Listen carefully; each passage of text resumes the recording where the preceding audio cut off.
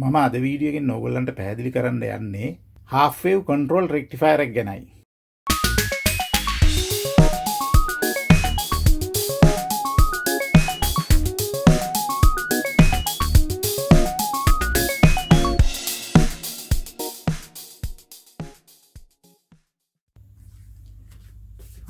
බලමු half wave rectifier එකේදී අපි ගෙදර විදුලි සැපයීමකට ට්‍රාන්ස්ෆෝමර් එකක් සවි කරමු. මෙහෙම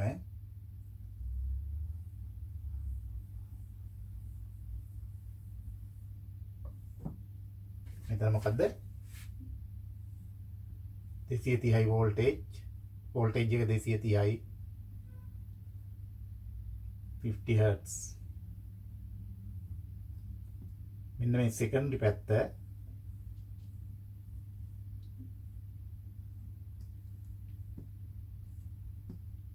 අපි මේක කනෙක්ට් කරනවා ඩයෝඩ් එකකට.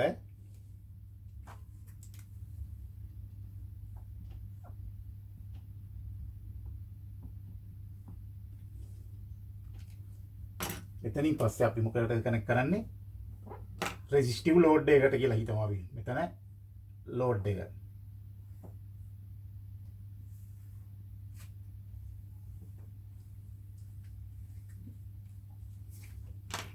අපේ මේ ස්ටෙප් ඩවුන් වෙච්ච වෝල්ටේජ් එක මෙතන අපි මෙතන වෝල්ටේජ් එක මෙතන මම ලකුණු කරන වෝල්ටේජ් එක මේ පැත්ත වෝල්ටේජ් එක මේක සයින් වේව්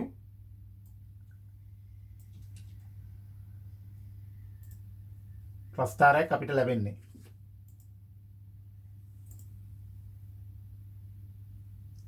මෙන්න මේ ආකාරයේ. දැන් මෙතනදී අපි මොකද වෙන්නේ? මේ පොසිටිව් හාෆ් සයිකල් එක. පොසිටිව් හාෆ් සයිකල් එකේදී මොකද වෙන්නේ? මේ අග්‍රයට සාපේක්ෂව මේ අග්‍රය ධන, මේ අග්‍රය ඍණ.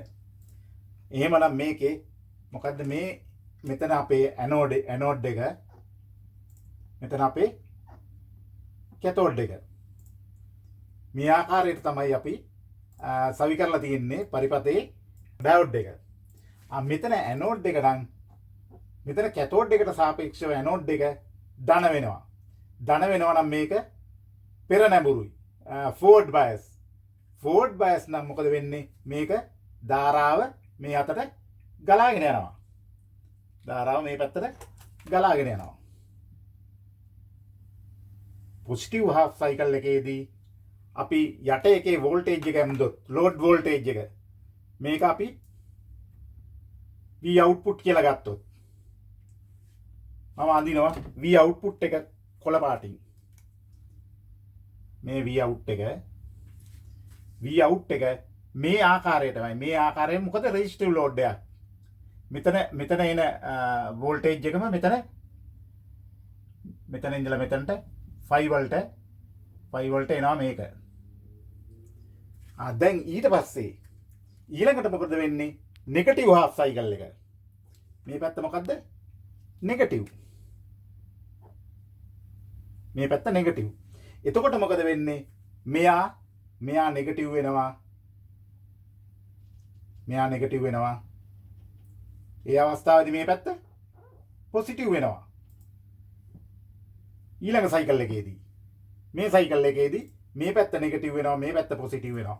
එහෙමනම් මෙයාට සාපේක්ෂව මෙයාගේ වෝල්ටේජ් එක අඩුයි. ඍණ විභවයක් තියෙන්නේ. ඍණ විභවයක් තියෙනවා නම් මේ පැත්ත ඍණ, මේ පැත්ත ධන. මෙයා රිවර්ස් බයස්. මෙයාගේ මේ අතට මෙතන ඉඳලා මෙතනට ධාරාව ගලා යන්නේ නැහැ. මෙයා ඕෆ් මෝඩ් එකේ තියෙන්නේ. මෙයා මේ පරිපතය සම්පූර්ණ වෙන්නේ නැහැ. පරිපතය සම්පූර්ණ වෙන්නේ නැහැ කියන්නේ මොකද වෙන්නේ? මෙන්න මේ නෙගටිව් හාෆ් සයිකල් එකේදී මෙයා මෙතන ඉඳලා මෙතනට මෙයා 5, මෙයා 25. මෙතනට 25 වෙද්දී මෙයා ධාරාවක් ගලා යන්නේ නැහැ. වෝල්ටේජ් යන්නේ නැහැ මෙතන ඉඳලා මෙතනට. අද ඊළඟට එන්නේ මොකද්ද? ආයේ ඊළඟ සයිකල් එක මොකද්ද? පොසිටිව් හාෆ් සයිකල් එක. ඊළඟට එන්නේ පොසිටිව් හාෆ් සයිකල් එක. මෙන්න එනවා පොසිටිව් හාෆ් සයිකල් එක. ඒ අවස්ථාවේදී මොකද වෙන්නේ? මෙයා ආයෙ නැවත මාරු වෙනවා. ආයෙ නැවත මොකද වෙන්නේ? මේ පැත්ත පොසිටිව් වෙනවා, මේ පැත්ත නෙගටිව් වෙනවා. එතකොට මෙයා මොකද වෙන්නේ? පෙර නැඹුරු වෙනවා. ඇනෝඩ් ඉඳලා කැතෝඩ් වලට ධාරාව ගලා යනවා. V output එක මොකද්ද? V output එක ධන වෙනවා. එහෙමනම් මෙතන ඉඳලා මෙතනට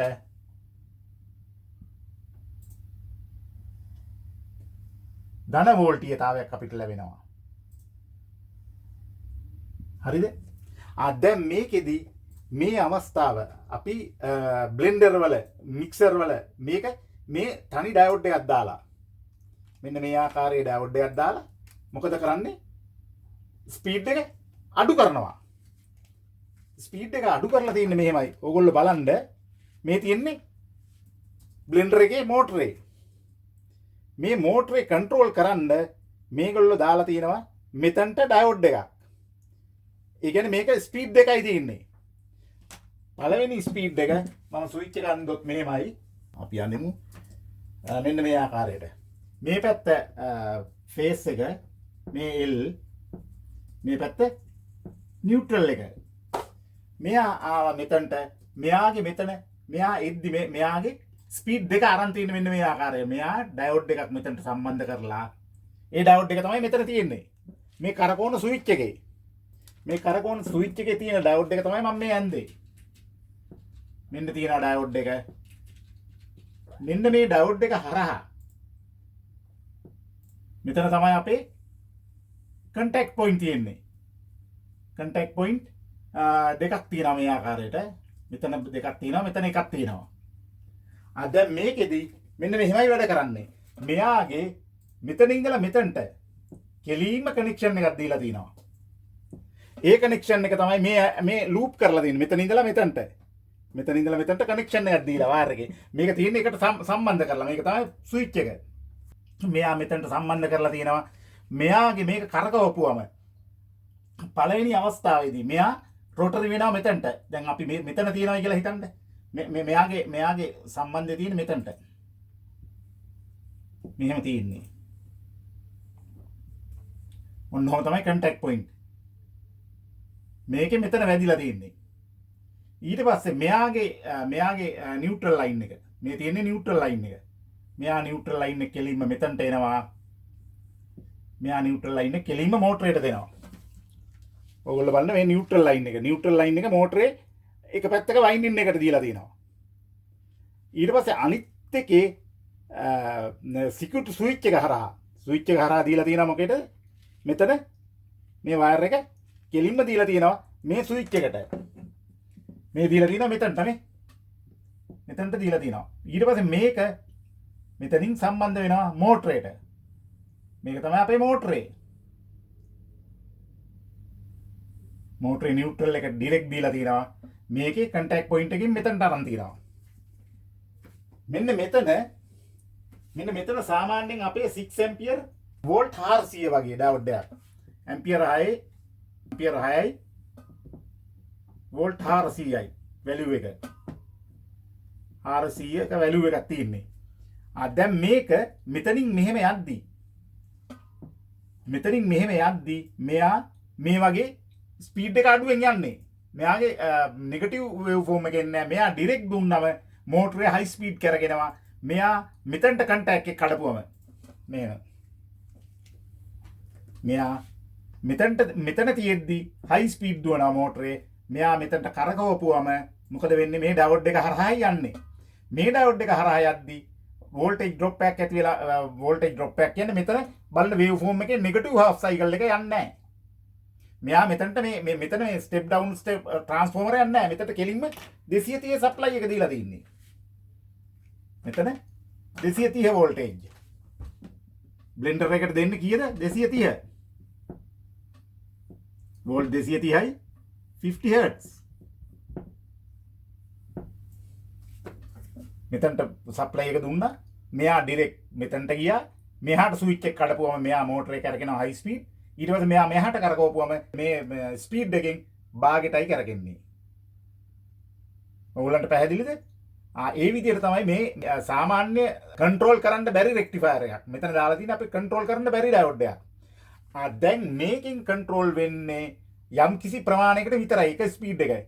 අපිට අවශ්‍ය ස්පීඩ් එක ක්‍රමයෙන් වැඩි කරගන්න. ස්පීඩ් එක අඩු එකේ ඉඳලා වැඩි කරගෙන යන්න. ඒකට තමයි අපි භාවිතා කරන්නේ කන්ට්‍රෝල් රෙක්ටිෆයර් එක. අපි සිලිකන් කියන එකත් සිලිකන් කන්ට්‍රෝල් රෙක්ටිෆයර් එක තමයි අපි කෙටියෙන් කියමු කන්ට්‍රෝල් රෙක්ටිෆයර් එක. කන්ට්‍රෝල් රෙක්ටිෆයර් එක භාවිතා කරලා දැන් අපි ඒක පැහැදිලි කරගමු මේකත් එක්කම. ඔයගොල්ලෝ හොඳට බලන්න මේකේ මේ තියෙන්නේ මෙතනට තමයි මේකේ සප්ලයි එක එන්නේ. AC සප්ලයි එක මෙතනින් වයර් එකකින් ගහපුවම මෙතනට එනවා. මේක සාමාන්‍ය අවස්ථාවේදී මෙයා ඕෆ් එකේ තියෙන්නේ. මෙයා මේ පැත්තට කඩපුවම මොකද වෙන්නේ? පළවෙනි ස්පීඩ් එක ස්ලෝ ස්පීඩ් එක යන්නේ මෙන්න මෙතන තියෙන මේ ඩයෝඩ් එක හරහා. මෙන්න මේ ඩයෝඩ් එක හරහා යද්දී මෙයාගේ කොයිල් එකට යනවා මෙතනට. මේ ෆියුස් එක හරහා මෙයාගේ වයින්ඩින් එකට යනවා. මේ වයින්ඩින් එකෙන් පස්සේ බ්‍රෂ් හරහා කොමියුටේටර් හරහා ඊළඟ වයින්ඩින් එකට ගිහිල්ලා ඊළඟ වයින්ඩින් එකෙන් නියුට්‍රල් එකට යනවා. ඊට පස්සේ ඒ පළවෙනි ස්පීඩ් එක ඕෆ් පොසිෂන් එකේ ඉඳලා පළවෙනි ස්පීඩ් එක ඩයෝඩ් එක හරහා යන්නේ. ඊළඟ ස්පීඩ් එක ඩයෝඩ් එක හරහා යන්නේ කෙලින්ම මෙතනට කන්ටැක්ට් වෙලා මෙයා ලූප් වෙලා මෙයාගෙන් යනවා. ඒ කියන්නේ 230 වෝල්ටේජ් එකම මෙතනට යනවා. ඉස්සල්ලා ගියේ 230ම තමයි සයින් වේව් මුළු සිග්නල් එකම ගියා. මේ අවස්ථාවේදී කලින් අවස්ථාවේදී ගියේ හාෆ් වේව් එක විතරයි ගියේ. ඒක හින්දා තමයි ස්පීඩ් එක අඩු වෙන්නේ. අඩු එකේ ඉඳලා වැඩි එකට ස්පීඩ් වෙනවා. මේක ඔයගොල්ලන්ගේ බ්ලෙන්ඩර් වල මේ අතුල ගලවන්න එපා. මේ ගැලෙව්වොත් එහෙම මේක මේ ආයි හයි කරගන්න බෑ. මේ ඒක හින්දා මේ ඔයගොල්ලන්ට පෙන්වන්න හින්දා මම ගැලෙව්වේ. මෙතනින් තමයි මේක මෙතනට තමයි කනෙක්ෂන් වෙලා තියෙන්නේ. කනෙක්ෂන් එක මෙතනට තමයි දාලා තියෙන්නේ මෙන්න මේ ආකාරයට. ෆේස් සප්ලයි එක. මේක කරකවද්දි ඔන්න ඔය ආකාරයට.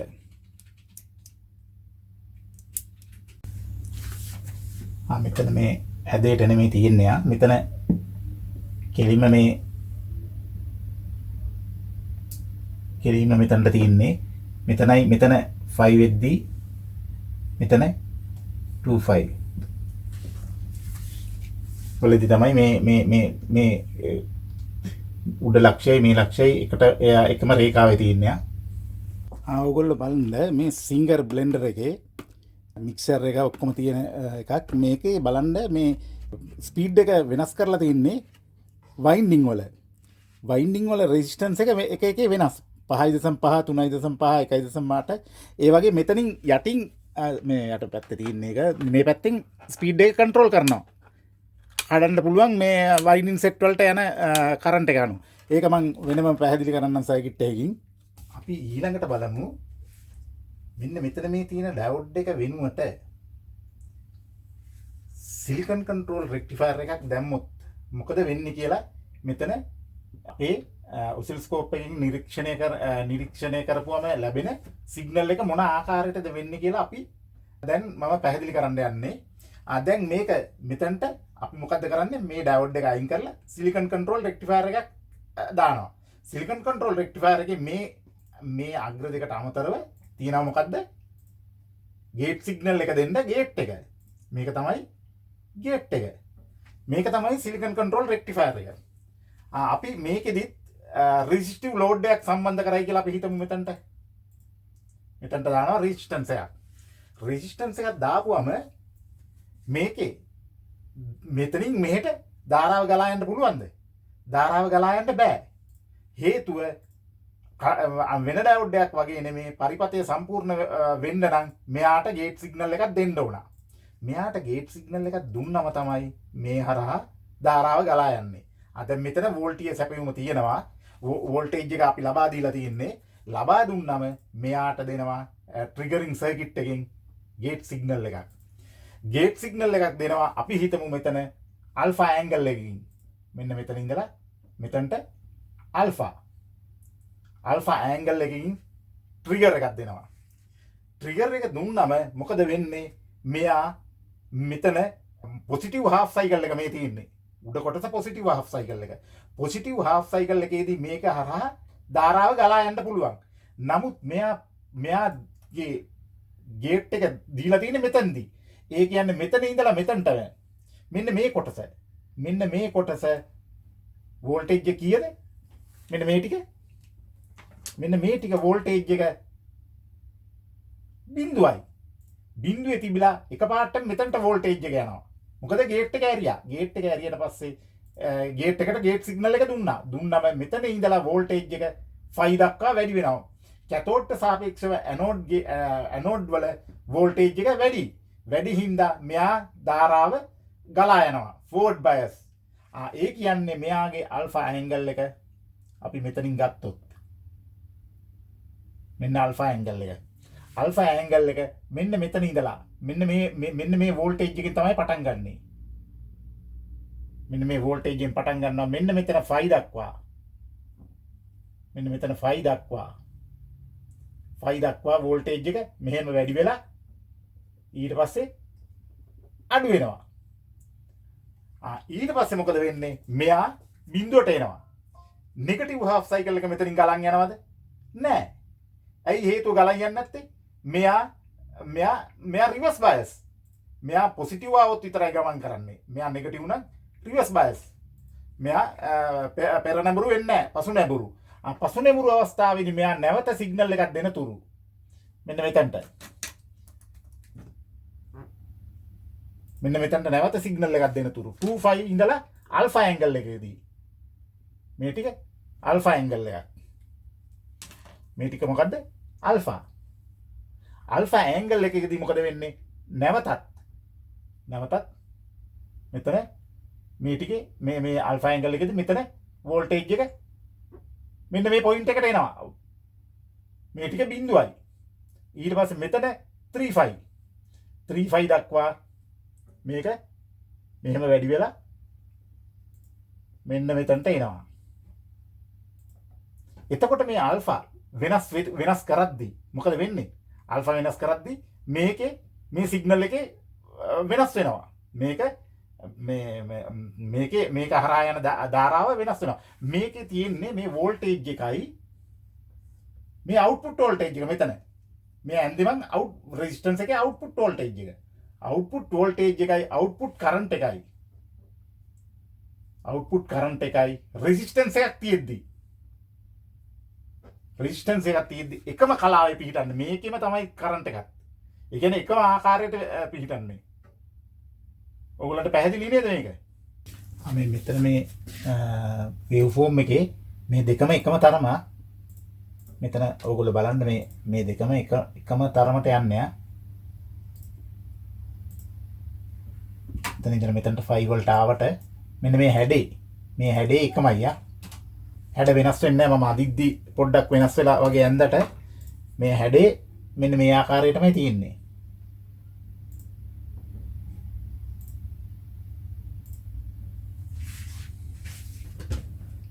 මෙහෙම වැඩි වෙලා මැක්සිමම් ඇවිල්ලා ඊට පස්සේ අඩු වෙනවා.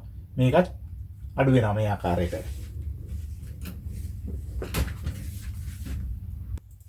ඕගොල්ලෝ බලන්න මෙතනදි මම මේ ඇඳපු වේව් ෆෝම් එක මෙතන සිලිකන් කන්ට්‍රෝල් රෙක්ටිෆයර් එකක් සවි කරලා රෙසිස්ටිව් ලෝඩ් එකකට. මෙතන තියෙන්නේ රෙසිස්ටිව් ලෝඩ් එකක්. රෙසිස්ටිව් ලෝඩ් එකට ලැබුණේ මොකද්ද ප්‍රස්ථාරයේ?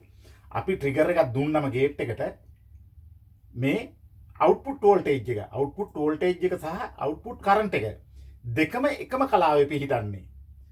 දැන් මම ඕගොල්ලන්ට කියලා දෙන්න යන්නේ ඉන්ඩක්ටරයක් සවි කරපුවම ඉන්ඩක්ටරයක් සහ රෙසිස්ටන්ස් එකක් සම්බන්ධ කරපුවම ඉතාමත්ම වැදගත්. ඕගොල්ලෝ තේරුම් ගන්න මේකට අපි සවි කරනවා සීරීස් කරලා ඉන්ඩක්ටරයක්. මේ සිලිකන් කන්ට්‍රෝල් රෙක්ටිෆයර් එකටම ඉන්ඩක්ටරයක් සවි කරනවා. කොයිල් එකක්. ඒක මොකද්ද? L. ඊට පස්සේ ඒකට සීරීස් කරලා රෙසිස්ටන්ස් එක සවි කරනවා.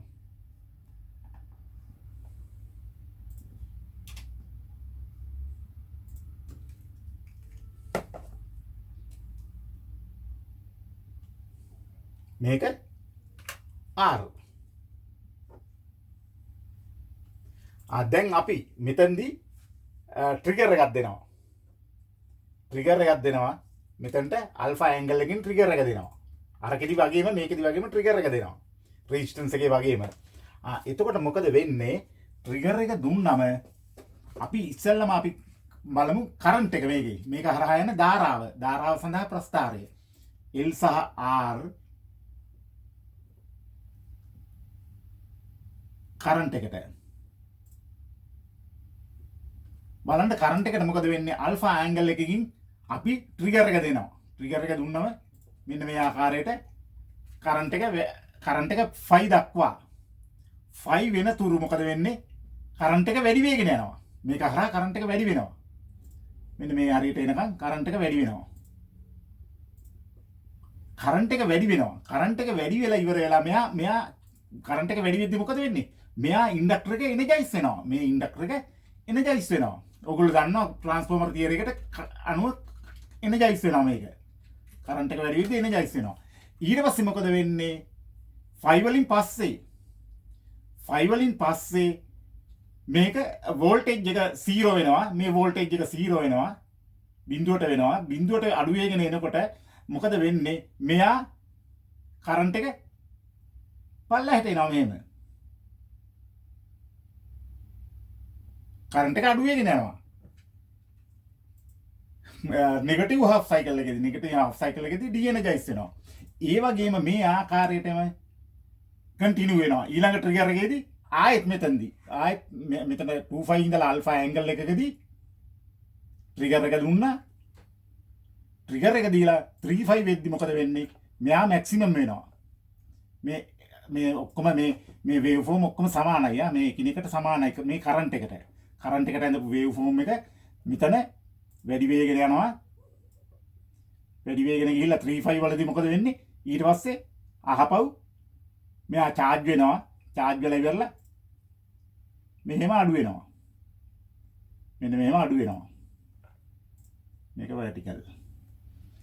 ඊට පස්සේ මෙතන මොකද්ද? මෙතන alpha ඇන්ගල් එකේ තමයි ට්‍රිගර් එක දෙන්නේ. මෙයා 5. ඊට පස්සේ මේ 25 ඉඳලා alpha වලින් තමයි මෙයා ට්‍රිගර් එක දෙන්නේ ආයේ. ඊට පස්සේ මෙයා 35 වලදී කරන්ට් එක බිඳුව වෙනවා.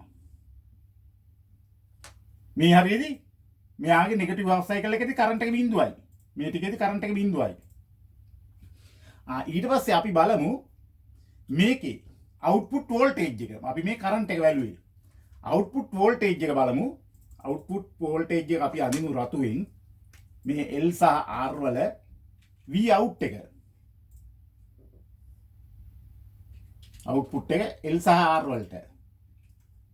ඉන්ඩක්ටර් එකයි කරන්ට් එකයි සවි කරපුවම අවුට්පුට් එක කොහොමද කියලා බලමු. දැන් මේකෙදි ආල්ෆා ඇන්ගල් එකකට. ආල්ෆා ඇන්ගල් එකේදී අපේ වෝල්ටේජ් එක මොකද වෙන්නේ? වෝල්ටේජ් එක ට්‍රිගර් එක දුන්නා. ට්‍රිගර් එක දුන්නම වෝල්ටේජ් එක මොකද වෙන්නේ? හරියට මේක වගේමයි. මෙන්න මේක වගේමයි. මේක වගේම වෝල්ටේජ් එක බිඳුවට එනවා. 5 වලදී බිඳුවට එනවා. මේ තියෙන්නේ මෙයා 5. 5 වලදී මේ ආකාරයටම වෝල්ටේජ් එක බිඳුවට එනවා. ඔන්න ඔහොම බිඳුවට එනවා. මෙන්න මෙහෙම බිඳුවට ඇවිල්ලා බිඳුවට ආවට පස්සේ අපේ ඔසිලොස්කෝප් එකකින් මේක අවුට්පුට් එක චෙක් කරොත් අපිට පේනවා මෙන්න මේ වගේ එකක්. මෙන්න මේ 5 වලින් පස්සේ මේක පල්ලෙහාට ගිහිල්ලා මෙන්න මේ කෙලින් හරියටම මෙයාගේ මේ මෙතනයි 5. මෙයාගේ මෙතන 5 5 කියන්නේ ඊට මෙහායින්. මෙන්න මේ මැක්සිමම් එන්නේ 5 වලදී. මෙතනත් මැක්සිමම් එන්නේ 35 වලදී. මෙතන 35 වලදී. මෙයා 5 වලදී. මෙයා 35 වලදී. මෙයාට කෙලින්. මෙයාට කෙලින් තමයි මේක එන්නේ. මෙන්න මෙහෙම එන්නේ. මෙහෙම ගිහිල්ලා මෙන්න මේ කෙලින් හරියටම මෙන්න මේ හරියදී. මෙන්න මෙතන 35. ඊට පස්සේ මොකද වෙන්නේ? කරන්ට් එක අඩු වෙගෙන යනවා. ඔන්න කරන්ට් එක අඩු වුණා. මෙයා මැක්සිමම් වුණා. මෙතන කර්ව් එක මෙහෙම එන්නේ. දැන් අපි මෙයාගේ මේ 5 වලදී මෙයා බිඳුවයි. මෙයා මේ ආකාරයටම මෙයාගේ මේ විදිහටම වෝල්ටේජ් අවුට්පුට් එක. මෙයාගේ ඉන්පුට් වෝල්ටේජ් එකට සමානව අවුට්පුට් වෝල්ටේජ් එක. අවුට්පුට් වෝල්ටේජ් එක ආවා. ඇවිල්ලා ඉවර වෙලා මොකද වෙන්නේ? මෙයාගේ වේව් ෆෝම් එක මෙහෙම පල්ලෙහාට එනවා. මෙන්න මෙහෙම පල්ලෙහාට එනවා මෙයාගේ. මෙයා මොකද්ද ඇන්ගල් එක? බීටා. බීටා ඇන්ගල් එකකදී අපි හිතමු බීටා කියලා. බීටා ඇන්ගල් එකකදී මෙතනදී මෙයා මෙන්න මේ ආකාරයට එනවා. ඊට පස්සේ තමයි බිඳුවට එන්නේ. මෙන්න මේ බිඳුවට එනවා. ඒ කියන්නේ දැන් මෙයා මේ අතට ධාරාව ගලා යද්දී තේරුම් ගන්න එච්චර අපහසු නෑ. මෙයා මේ පැත්ත නෙගටිව්. කැතෝඩ් එක නෙගටිව්. මෙයා නෙගටිව්, මෙයා පොසිටිව්, මෙයා නෙගටිව්, මෙයාත් නෙගටිව්. මෙයා නෙගටිව්, මෙයා පොසිටිව්. චාර්ජ් වෙනවා ඔය ආකාරයට. ඊට පස්සේ මොකද වෙන්නේ? මෙයා ඩිස්චාර්ජ් වෙනවා. නෙගටිව් පැත්තට. දැන් ඕගොල්ලෝ බලන්න මෙන්න මේ කර්ව් එකේ. මෙන්න මේ කර්ව් එකේ මෙන්න මේ කොටස. මෙන්න මේ කොටස අපිට අවශ්‍ය නැහැ.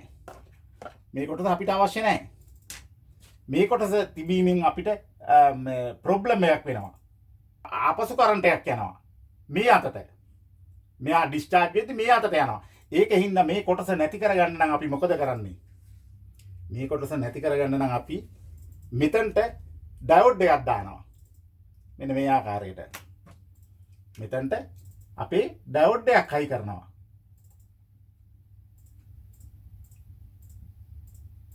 මෙන්න මේ ආකාරයට ඩයෝඩ් එකක් හයි කරනවා.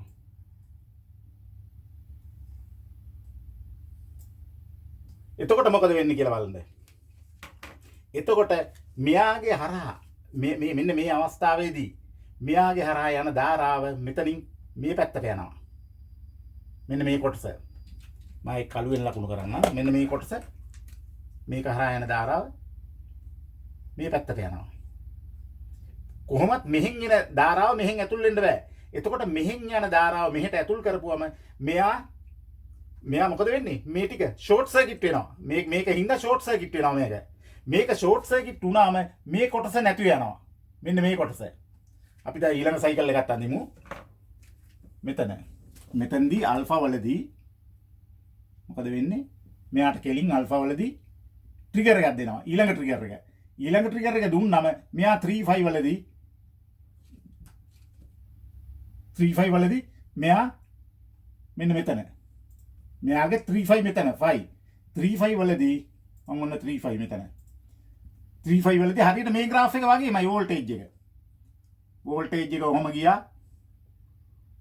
3 5 වලට බිඳුවට ආවා. බිඳුවට ඇවිල්ලා මෙයා නැවතත් ඍණ පැත්තට යනවා. ඍණ පැත්තට ගිහිල්ලා මෙන්න මේ වගේ කොටසක් එනවා ඩිස්චාර්ජ් එක. මෙයාගේ. එතකොට මේ ඩිස්චාර්ජ් එක නවත්තන්න නම් අපි මෙතනට ඩයෝඩ් එකක් සවි කරනවා. ඩයෝඩ් එකට අපි කියනවා මේකට ෆ්‍රී විලින් ඩයෝඩ් කියලා. මේක ස්පෙෂල් ඩයෝඩ් එක, ෆ්‍රී විලින් ඩයෝඩ් එක. මේ ෆ්‍රී විල් ඩයෝඩ් එක දාපුවම අපිට හැදෙන එල් සහ ආර් හැදෙන වේව් ෆෝම් එක මේකම හැදෙනවා.